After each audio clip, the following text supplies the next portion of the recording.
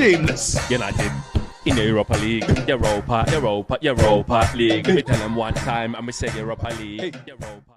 Manchester United still in the Europa League. The theme song carries on. The theme song lives on because Manchester United 4, Real Sociedad 1 in the Europa League. Round of 16, second leg. Manchester United through to the quarterfinals. A tie against Lyon. Our season is not over yet. And I tell you what, there was just something.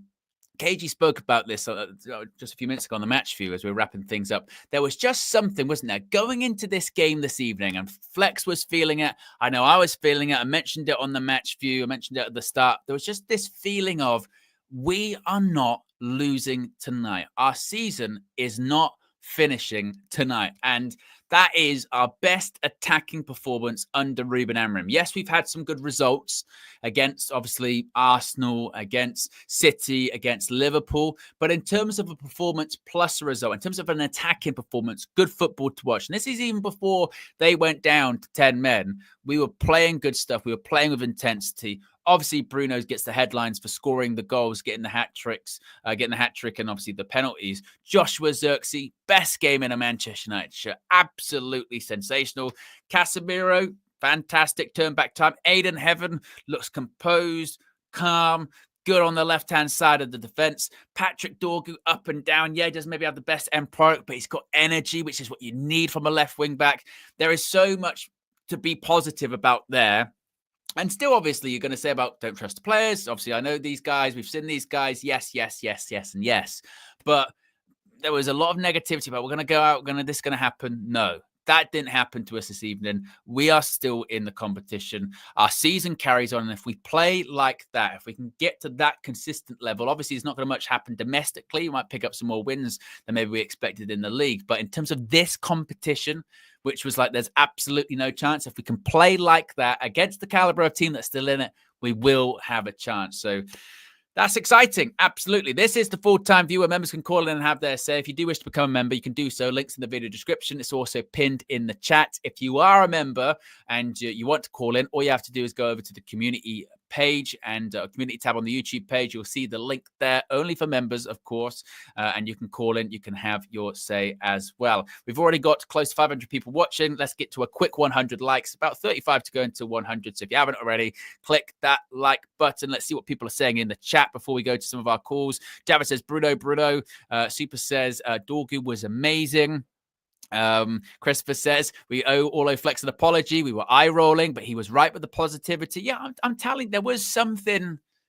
I don't know. There was just something going into this one of like the season is just not going to end tonight, and it didn't. And the positivity, it worked absolutely. It really, really worked. Skilliana says Dorgu needs polishing, a pre-season time to gel the squad. Everett took 6 months to settle at United. Let's give Dorgu time. I mean, he's only 20 years old as well. That's why this time last week, and there were criticisms of him, like he's not going to work at United. You go, again, let's not go game to game with some of these younger players. Let's give them a bit of time.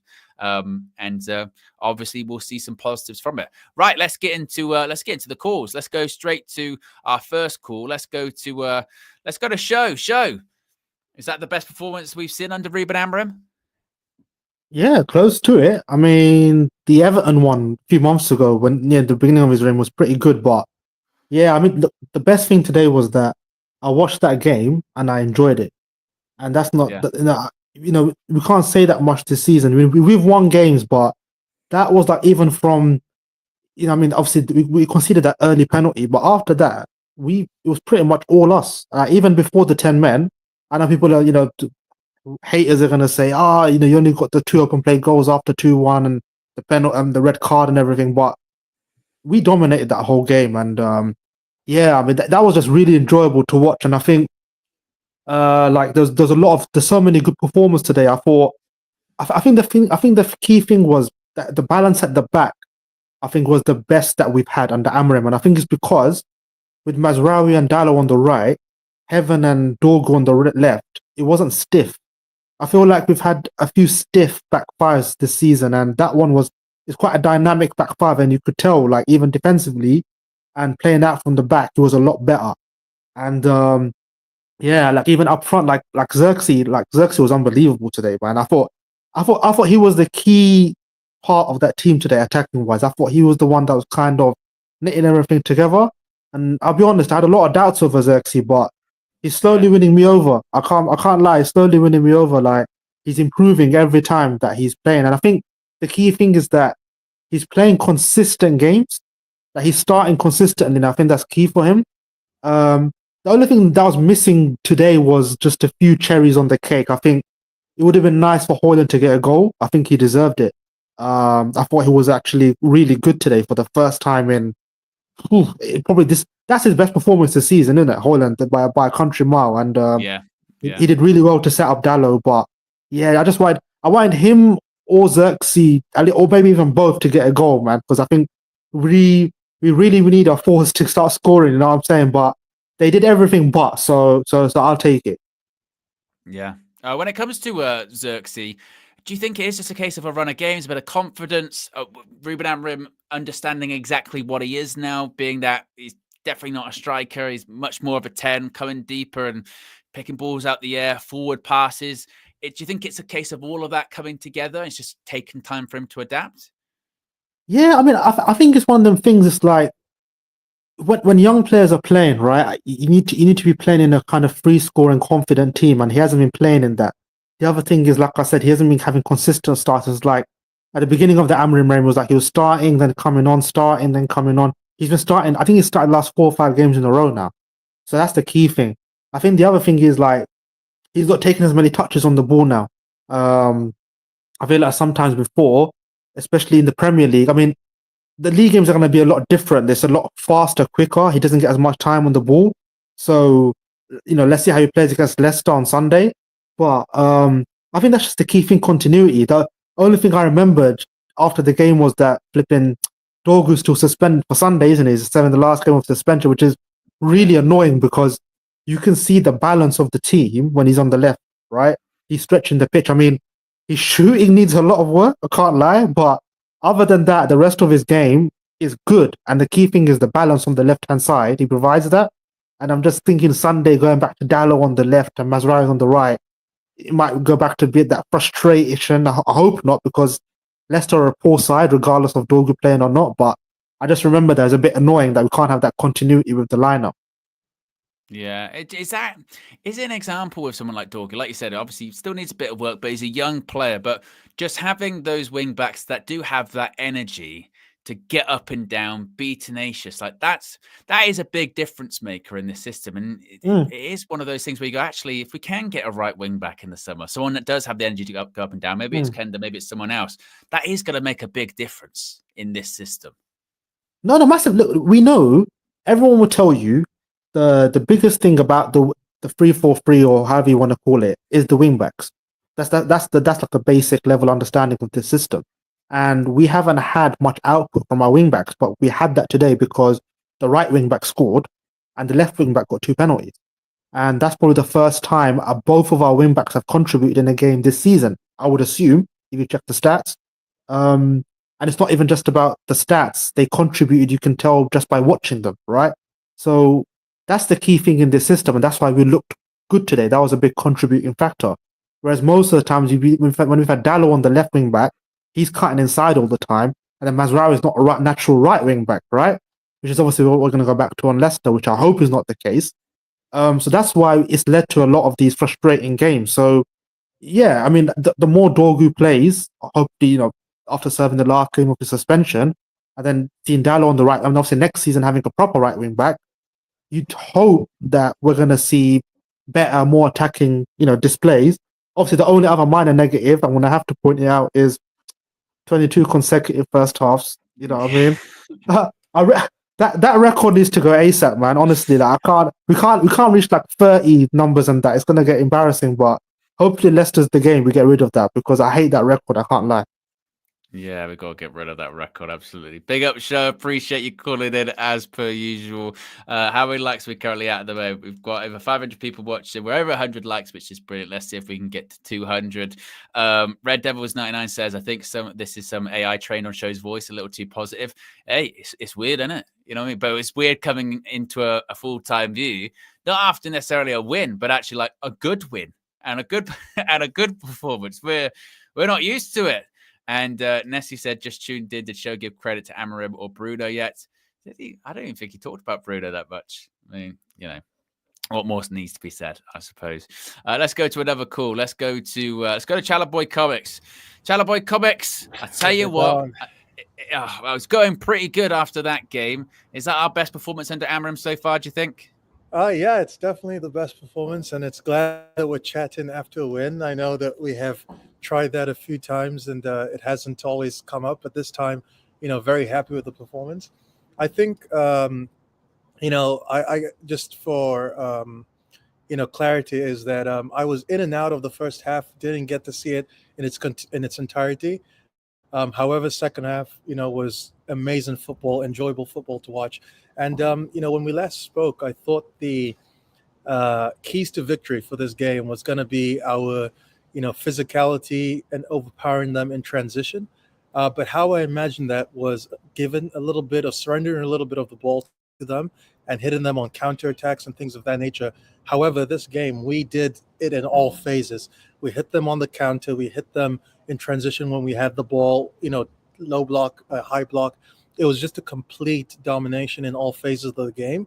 So I was really, really happy about that. When it comes to the actual performances of individual players, I think enough can't be said about Bruno Fernandes. I think he laid the foundation, or was the glue, that everything sort of came out of. ZIRKZEE was able to flourish because Bruno was consistent in that midfield. The defense had an out ball because Bruno was consistent. So I just want to say, big up to him, because after the Roy Keane, after one of our legendary captains had that scathing remark, lesser players could have been broken by that. But Bruno Fernandes has taken that feedback and has raised his game, which I love. Early on in the season, I was like, Christian Eriksen or Ahmed should be on set pieces because Bruno can't clear the first man. He fixed that issue a long time ago, So he has just, responded well to criticism, and I really loved his performance. I want to say Garnacho's performance I loved because his decision-making was selfless. He was using his overlap often. He was, running hard, tracking hard in defense. And so I love that about him. And then Dorgu, similar situation, his proactiveness of engaging his fullback, trying to get to the byline, getting those 2 penalties, also fantastic. And then the man of the moment, the guy that I've been, trying to talk up for his, last few weeks is ZIRKZEE. I thought he was phenomenal. And he, from the first call we had, I sort of likened him to a 6'5" Martial, not in terms of dribbling, but in terms of his glueness of how he's able to, thread the needle, hold up the ball, have the football intelligence. And the key has been his ability to adjust to the pace of the game. And I also feel he'll be a little bit more confident. So I think all in all, it was a really, really strong performance all around. That being said, I think the physicality difference between us and Sociedad was a huge factor about that. We play Lyon next, and they also have some physical players, Premier League, very physical. So can we match that, and can we raise that when the opponent isn't that much inferior to us will be a question that we'll have to ask, or answer rather.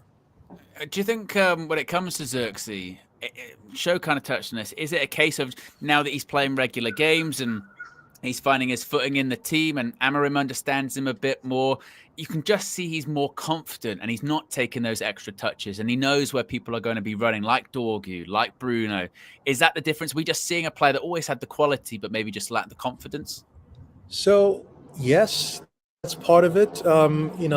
Something I want to propose maybe could have been the reason also is that led to the confidence is, I don't know if you saw the report that came out one time where it said Joshua ZIRKZEE shined on the stage when he sang, amazingly, right? With the team bond.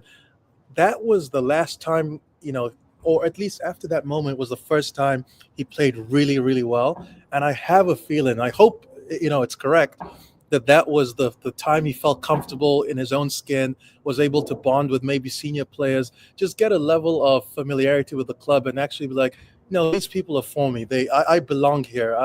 I feel comfortable in my surroundings. Maybe that was the catalyst. I don't know for sure. But after that, event, he sort of just has been really good. The Spurs game, he's much quicker, not just in the Europa, but in the Premier League. So I think it's a level of, consistency, but I think that consistency was a reward of his, good performances, right? There was a point in time where we were like, oh, maybe Højlund is 100% the starter. He's more of a goal threat at this point.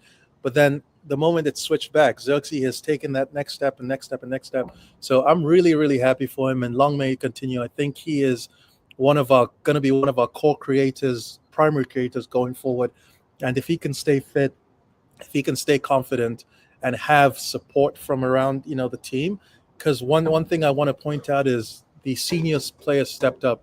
They took responsibility for the actions, which lessened the pressure on the younger players. BRUNO, Casemiro, to some extent, De Ligt, who I still have my doubts about. I think he's a really good defender, but he's very sloppy, and I feel like, those, lower concentration moments can cost us in big games. But overall, he had a strong performance. So the senior players doing their job, I think is going to allow players like ZIRKZEE, like Garnacho, like Dorgu to find their footings where the pressure is not too much on them and they can just play with some sort of freedom. But really, really pleased with all the players. And just finally, Aiden Heaven made his first senior start, not just Manchester United, but his first senior start of his career. Impressed again massively this evening. Is that 1 million quid looking better and better and better every time he comes onto the pitch? Yeah, it's looking good. I must say that after his first appearance, I had my doubts with his rawness. Not really doubts. I think it's more just tempering expectations because he's really young, and you can see, or at the first game, you could see some moments where you're like, "Ooh, against a better player, he may have been skinned there," or something of that nature. However, this performance, at least from the second half, I'm not sure how he went on too much in the first half. He had a level of composure and just a level of calm that a player that young may not have in some cases. So I definitely think he has potential.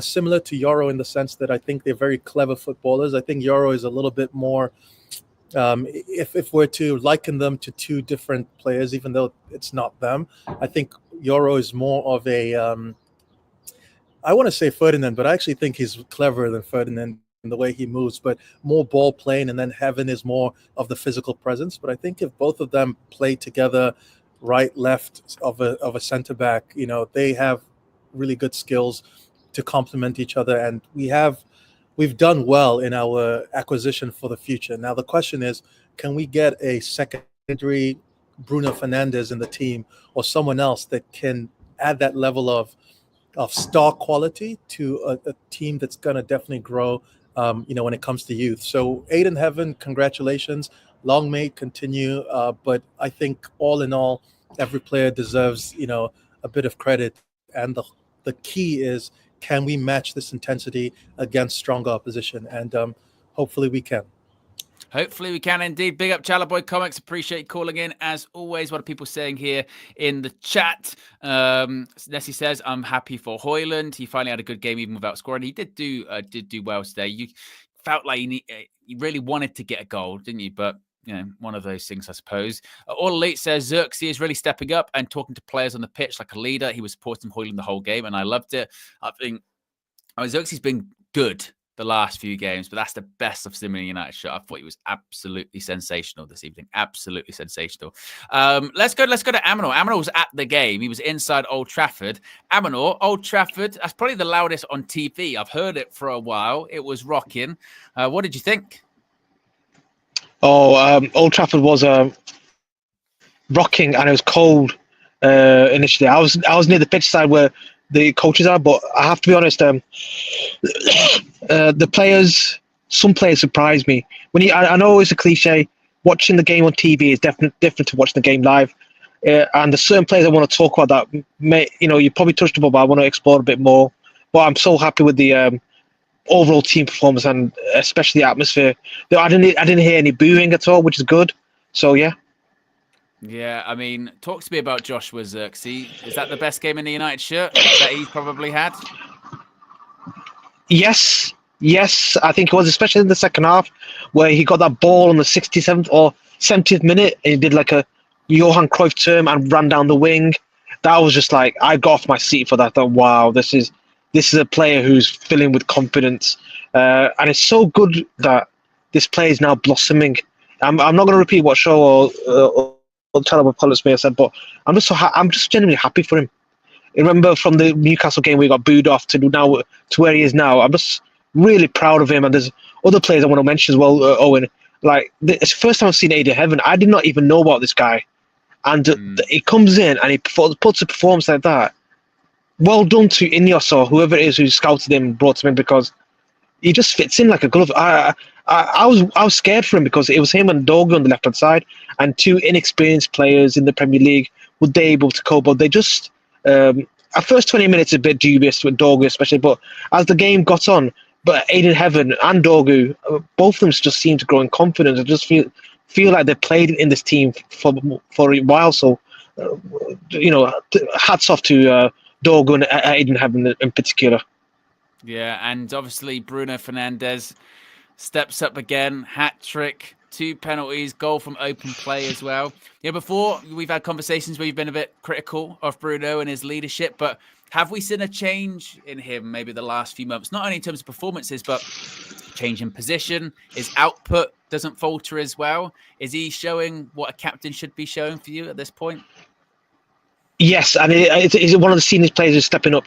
Yes, he scored the hat trick, and people may, gave the man of the match rightly scored because he is our difference maker. But what I want to see from Bruno is the leadership side, and I'm seeing that now. He's being less petulant. I don't know if you noticed. I noticed it. He's not flailing his arms around. He's not being petulant. When things are going tough, especially when the penalty, when we could see the first penalty, he was trying to bring the players to calm down, refocus. So I want to see more of that. And this is what I expect to Bruno. And like KG said, for those people who's on side, he may be net negative, but for now he's our savior, and we have to respect that. And let's not, disregard a player of that in our team, because we haven't got any other Brunos. I'm sure if you ask Arsenal fans who they choose, Odegaard or Bruno right now, I'm sure they'll be choosing Bruno because he is the difference maker. And KG said it spot on for me. So that's the thing I want to say. But the other thing that a lot of people talked about is like, when we win a game, it's all credit goes to the players. When we lose a game, all disharmony goes towards the manager. I think the manager deserves a bit of credit as well for me, because especially the way he set up, the fact he had the conviction to choose Heaven as a centre back, with Dorgu as a left back. The manager deserves a lot of credit, and especially in the second half. I've seen many games, Owen, in the second half. Especially on Ten Hag, we just seem to lose concentration and concede the goal the first 5 minutes. But he seems to have changed that and galvanised that. So a lot of respect needs to go to the manager and his formation setup. Yeah, absolutely. 100% agree. Big up Amador. Safe travels home from Old Trafford there. It's almost like a little pitch side report, isn't it? From Mr. 906. Not too bad. We're 2 likes away from 200 likes. If you haven't already, guys, hit the like button. Be sure to subscribe as well as we get closer to 190k on the road to 200. KG left it all on the. I tell you what, that was a heck of a performance from KG the comedian today.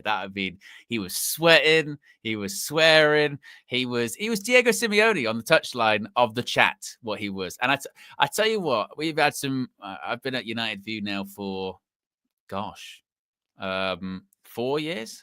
Fucking hell, for nearly 4 years. Bloody hell. I've known all you guys for almost 4 years. And I think, I'll tell you, we've had some good match views. We have had some very good match views. Tonight's up there. It might not be up there with views or whatever, or in terms of, FA Cup final or whatever. That match view was up there tonight. That was, I tell you what, Trident Studios was bouncing with that match view this evening, with the chat. They were getting involved. We had like 25 new members or something like that. The super chats were flying in. KG was doing his Simeone stuff. Marcel had his head wrapped in his Man United scarf. We were doing standing ovations. That was something else. That was a good one. That was a good match for you this evening. I think there's something in Trident Studios with KG, myself, and Mr. Marcel. I tell you. Let's get to another call. Let's go to Eminem. Thoughts on that, Eminem? I mean, is that the best performance under Amorim, do you think? 100%. Definitely, I think probably my favorite performance this whole season. It was just everything just fell into place, especially after the first 10 minutes. And you know, he obviously so many people have spoken about a lot today, but he didn't really get a goal or assist today. But ZIRKZEE's, the way he performed today just sort of connected everything. And the first time I actually saw him and Bruno fully in sync, and someone touched on it earlier today, him speaking to the players, he's speaking to Dorgu, he's speaking to Højlund, he's speaking to Bruno, Casemiro on the pitch, not just like when they have a break of play. He's speaking to them, and yeah, everything just stitched up today. And yeah, we saw a better performance from Højlund, which I was happy to see. He didn't get that goal, but yeah, I'm just overall really happy how it turned out today. And I think despite the players like linking up really well today, I think Amram also deserves a lot of credit, because I think he's finally understood how to adapt this team a little bit better. So where we're seeing Højlund make those runs behind, where we weren't really seeing that in the past few weeks, just those small details. And yeah, we're seeing them. We saw that a lot today, and I was just so happy. With Bruno, obviously, there's been a lot of talk. Roy Keane, you know, with his comments about him, is he sitting Roy Keane down? You know, in the last 6 games, I think he's got like over 6 goals and assists. I mean, he's on fire. And this is not even him playing as a 10. He's still playing as an 8. And he's doing all of this. Unbelievable. Exactly. I mean, Roy Keane really didn't have a leg to stand on when he actually spoke about it, because he mentioned it at a time where actually Bruno has already been pulling us out from the dirt. And he's just, Bruno's just continuing to do that. Obviously, he scored 2 penalties. I know my Penandes is back, which I love. Yes. But he was so crucial in the way he played. Just creating small chances, those small passes. He lost the ball a few times, but that's what a number 10 does. If you don't do that, then you're not really a number 10, because that's in there. That's how they play. But yeah, he's just showing that he is captain material. I don't think there's no other player that could. Yeah, I've mentioned it before. There's no other player in that team that could be a captain and lead this team, and who can just take the game from the scruff and just pull us out from that danger. But yeah, Roy Keane's definitely, hopefully in the next overlap, he actually eats his words. Yeah, well, he did call him Captain Fantastic at the weekend. Maybe he's in the light a little bit. Talk to me about Patrick Dorgu, actually, as well, because, you know, he's been suspended the last few games domestically after his red card. But tonight, wins the penalties, involved all the time. ZIRKZEE's picking him out. Is that the difference? Is Ruben Amorim going to point to that and say, that's it? That's the difference that can be if I get players for my system. I have a wing-back that can get up and down. Yeah, he's a bit raw, but he's still young. He's 20 years old. What did you make of his performance? I thought he was really good. He was a problem for that defense. Every time he made that run, he's able to actually get he's able to get that past that defender. Obviously, he got one of them sent off, which was a brilliant pass by ZIRKZEE. He does have those odd moments where he's rushing things, where I think his mind is thinking a little bit too quick before he actually takes action. After he takes action, so that's why he passes to the opposite defender, and then it just falls apart a bit. But he's really critical in how he play, and you could see it how much a wing back makes sense in this system. He was coming into the box, he was shooting, he was creating chances. Obviously, it wasn't the best of all of it, but you could see the blueprint is right there. And now I'm just imagining, if Ahmad, with ZIRKZEE obviously developing in the inside 10 position, if we had Ahmad as a wing back on the right side, that would be a huge danger, a dangerous attack for the opposition, in my opinion. If all of those players get into sync, but you could see a lot of the blueprint just by watching Dorgu. He was absolutely electric, I'll say, and I'm excited to see him back in the league. He does need to get, obviously, his physicality needs to get better in the league. But this game was a great example of what we can potentially see, and obviously he's still a raw player, but yeah, he was amazing. And then just finally, Aiden Heaven, first senior start, £1 million signing. Do Ineos actually deserve maybe a bit of a credit that they might have found a gem there? And maybe the intention wasn't to play him this early, but he's certainly done very well so far. They do deserve credit, man. These players, the 18-year-olds, they're trying to find they're going into the market making some smart decisions. And I don't know. I mean, there's another obviously that Goldbridge guy. He was pointing out saying that getting these youth is a bad sign for United, but it's a huge plus, and especially getting the best players that are out in the market at the moment. The academy scoop mentioned that Barcelona was after Heaven as well. So I mean, if Barcelona's got a great academy, they've got a great scouting system. If they're looking at Heaven as well, we're going in the right direction. And we saw that today. He did have few moments because he's still only 18, but he was so safe. I felt when he got the ball, I didn't like have any panic. He's not as like safe as I'll say how Lenny Yori is, because I think he's a bit more experienced. But you could see like he can get in this team. He could start for this team at a very young age, and he's doing it. He did a really good job. And I think I don't think we need to keep Lindelof in the starting 11 until like Harry Maguire is back. I think Heaven is a good like player to actually keep on starting. And but yeah, he was actually a £1 million. I mean, that's an absolute steal. And to also get Obi as well from Arsenal, that's a cherry on the top, because yeah.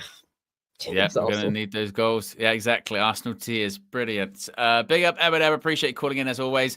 Just a bit of an update on the other Europa League games. Fenerbahce are out. Rangers are through. They lost on the night 2-0 to Fenerbahce, but they won on penalties. So Rangers are through. When it comes to Manchester United in the quarterfinals of the Europa League, as I mentioned, we have a date set against Lyon. The first leg is on April 10th, and the second leg is on April 17th. And I suppose critically, it's probably the most important thing. That second leg, it's at Old Trafford. And I tell you what, if it can be like this evening, where actually, you know, the home leg, second leg, Old Trafford, that's important. That will be really, really important for us. First leg away at Lyon will be difficult, hostile atmosphere. We know that. But second leg at Old Trafford on the 17th, that will be very important. And the winner of that match, of course, will face the winner of Athletic Bilbao or Rangers in the semi-final. So we've already, of course, played Rangers in this competition, already defeated them once at Old Trafford. The Bilbao one would be tough if we got there, but let's not look too far ahead. We still got to get past Lyon, but that second leg being at Old Trafford, I think will be very, very important for us. So there you go, guys. That is the full-time view for you this evening. Big up to everyone that tuned in. Big up to everyone that has called in.